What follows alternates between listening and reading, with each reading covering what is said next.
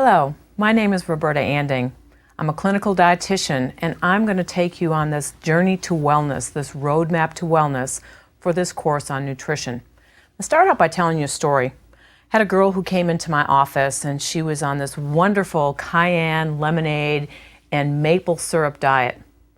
And she wanted to really know how to lose weight. She'd seen a celebrity on television talking about this diet and how they lost weight very, very quickly, and how this was a wonderful way of detoxifying her body.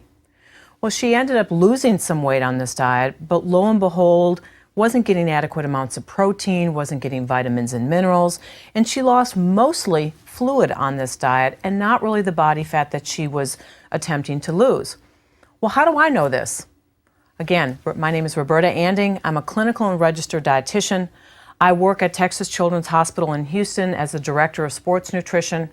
I'm the Director of Sports Nutrition at Memorial Hermann Hospital in Houston.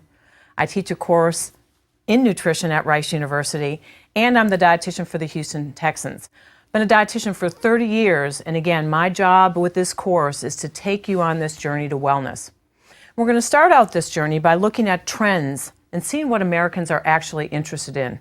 Well, trends suggest that we're interested in nutrition, we're interested in eating right, and we're interested in increasing our physical activity.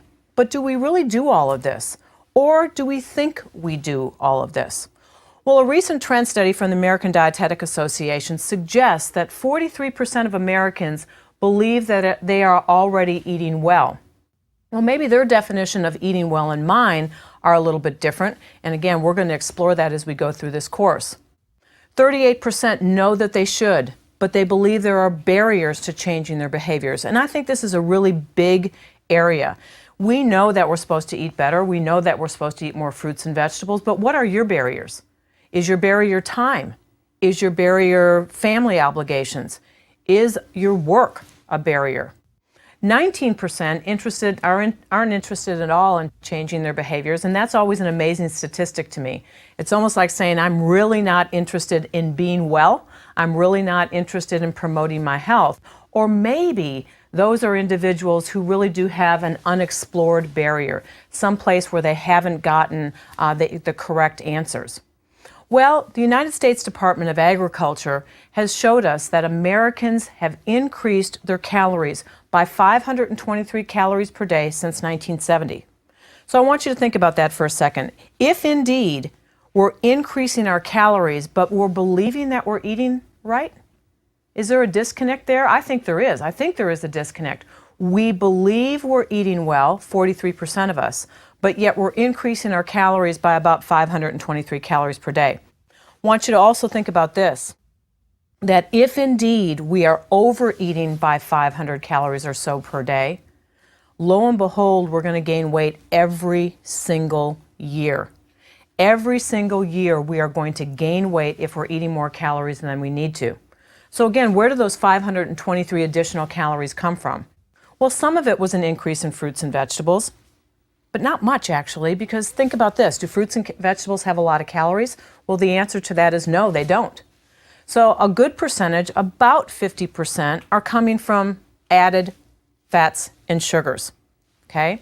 Are we eating well? 43% of us believe that we are, but in reality, our additional calories are coming from fats and sugars. Well, why is that the case? Well, one of the other major facts since 1970s is portions are getting larger. They're getting significantly larger than they were in the 1970s. Remember back to the way your grandmother ate or the way your grandmother fixed food. You might have had fried foods at a meal, you might have had dessert at a meal, but the portions were controlled. So I think as we look at that additional 523 calories, what's actually happening is we're getting larger portions, and those larger portions have more fat and sugar than the original foods. There's also a disconnect between what we believe to be true and what we actually do.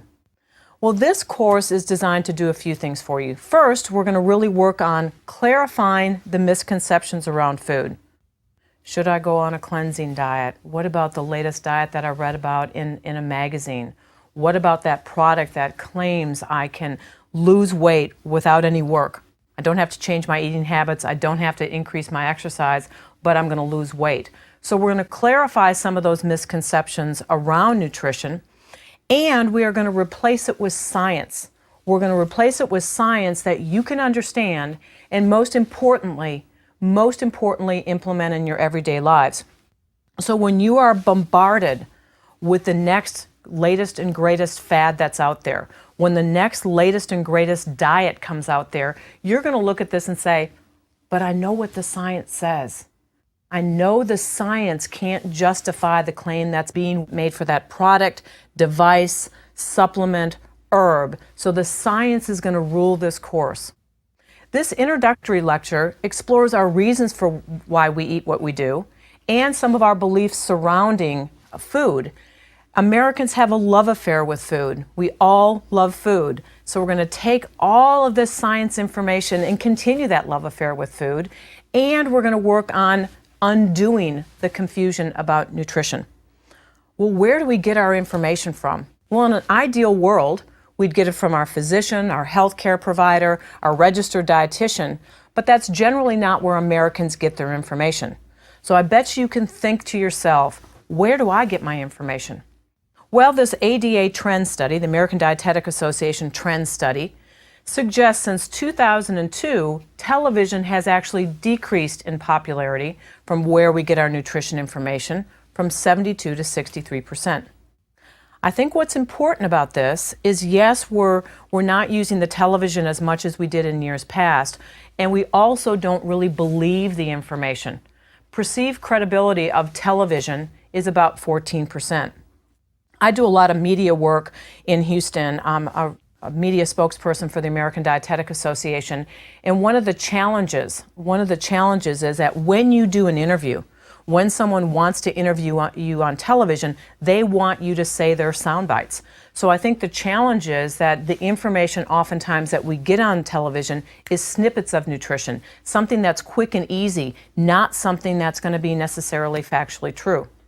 Magazines represent another source, and they're down in popularity from about 58% to 45%.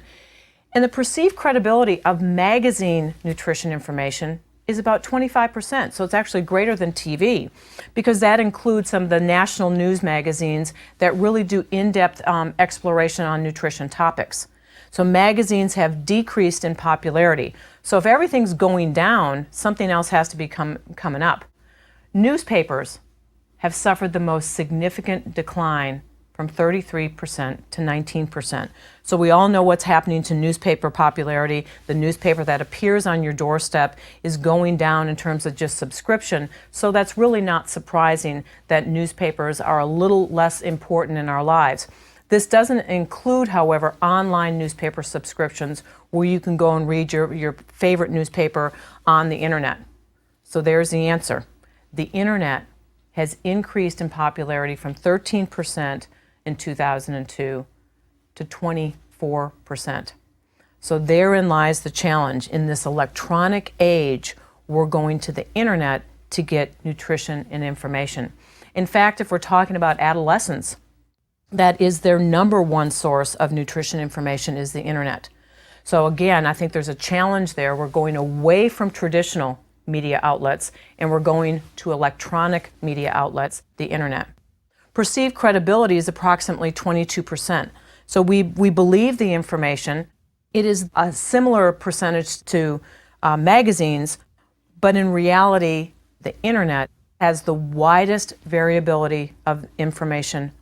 So the challenge is it goes from excellent information to flat out fraudulent. And I have to tell you, every once in a while when I go and look online, I'll think to myself, does somebody honestly believe that?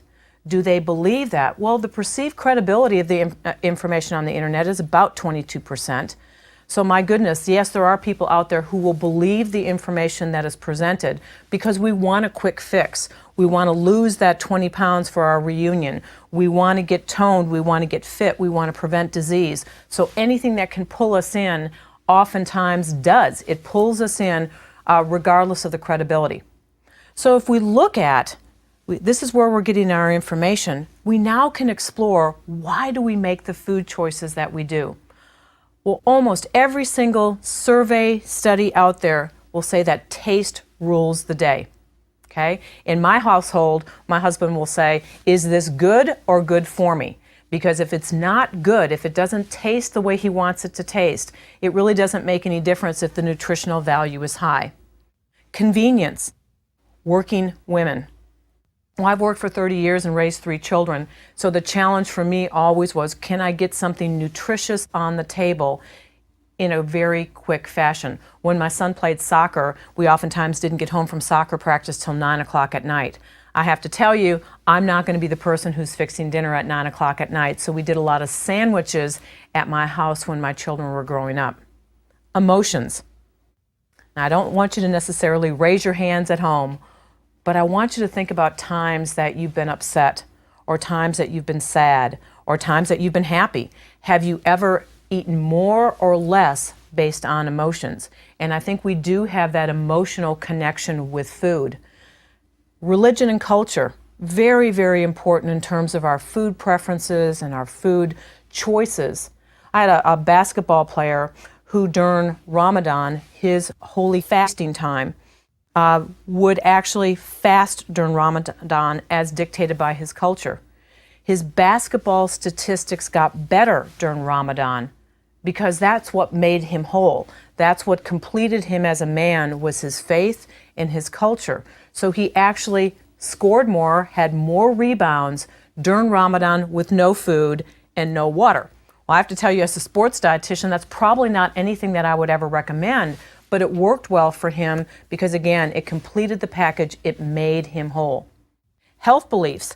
If I believe something to be true, if I believe it to be true, then lo and behold, that's going to be how I dictate my choice. If I believe that whole grains are better for me, then lo and behold, I'm going to go ahead and do that. If my mother has told me something to be true, I might do it regardless of the science. I remember being in college, probably my senior year of a nutrition curriculum, and my mother always told me if I had a cold, I needed to heat up orange juice and add lemonade to it. I have to tell you, I did that for years. There is really no science, but this is what my mother instilled in me as a health belief as a little girl, and so I continued that through about my senior year in college, and then I finally said, wait a minute, I don't think that's necessarily based in science. There's no science saying that you can heat up your orange juice or lemonade and somehow it's going to be better for you. Nutrition. Do we make choices based on nutritional values of foods? Well, some of us do. If I believe that whole grains are better, if I believe berries have lots of phytochemicals, I may make that switch and now improve my health that way. Medical conditions. Do you have a chronic illness, diabetes, heart disease, diverticulitis, some illness that is going to dictate that you change the type of food that you consume? I have to tell you, this becomes more a phenomena of growing older than it does for younger individuals. I've had folks with type 1 diabetes, for example, that made absolutely no changes in their eating behaviors because they really didn't believe that something was going to happen to them. So I think as we all get older, we all have what I call nutritional religion. We all decide that our medical conditions are such that we must change our eating behaviors.